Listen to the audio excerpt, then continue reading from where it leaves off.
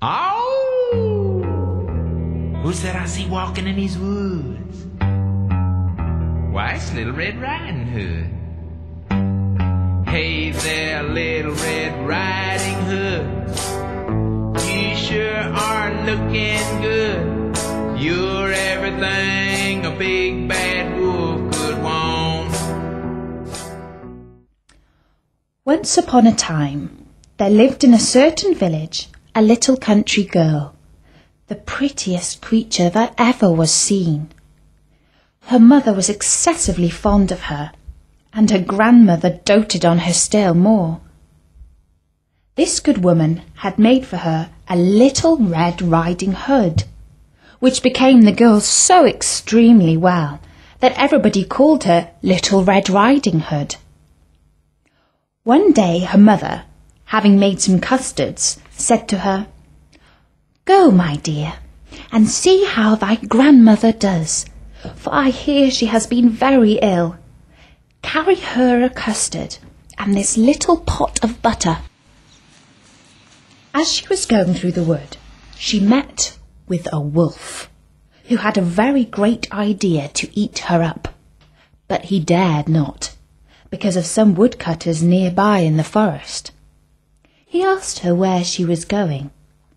The poor child, who did not know that it was dangerous to stay and hear a wolf talk, said to him, "I am going to see my grandmother and carry her a custard and a little pot of butter from my mamma." "Does she live far off?" said the wolf. "Oh, yes," answered Little Red Riding Hood. "It is beyond that mill that you see there, at the first house in the village." "Well," said the wolf, "and I'll go and see her too. I'll go this way, and you go that, and we shall see who will be there soonest." The wolf began to run as fast as he could, taking the nearest way, and the little girl took the long route, diverting herself in gathering nuts, running after butterflies, and making nosegays of such little flowers as she met with. The wolf was not long before he got to the old woman's house. He knocked at the door. Tap, tap. The wolf pulled the string, and the door opened, and then he jumped upon the good woman and gobbled her up in a moment.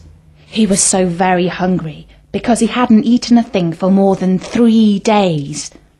He then shut the door and went into the grandmother's bed, expecting Little Red Riding Hood, who came some time afterwards and knocked at the door, tap, tap. "Who's there?" Little Red Riding Hood, hearing the big voice of the wolf, was at first afraid, but believing her grandmother had got a cold and was hoarse, she answered, "'Tis your grandchild, Little Red Riding Hood, who has brought you a custard and a little pot of butter Mamma sends you." And the door opened. The wolf, seeing her come in, said to her, hiding himself under the bedclothes, "And come and sit with me." Little Red Riding Hood sat on the bed. "Grandma, what great ears you have got!"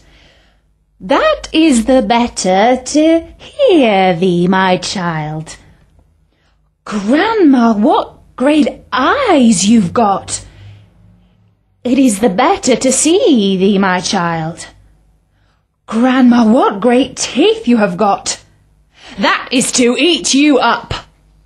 And saying these words, this wicked wolf fell upon Little Red Riding Hood and ate her all up.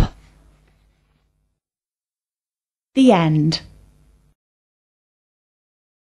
Oh! Who's that I see walking in these woods? Why, it's Little Red Riding Hood. Hey there, Little Red Riding Hood. You sure are looking good. You're everything a big bad wolf could want. Listen to me, Little Red Riding Hood. Hood. I don't think little big girls should go walking in these spooky old woods alone. Oh! What big eyes you have, the kind of eyes that drive folks mad. So just to see that you don't get chased, I think I ought to walk with you for a ways.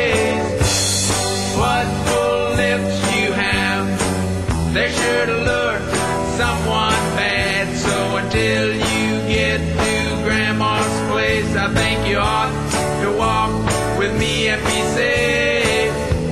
I'm gonna keep my sheep suit on till I'm sure that you've been shown that I can be trusted walking with you alone. Oh, Little Red Riding Hood, I'd like to hold you if I could, but you might think I'm a big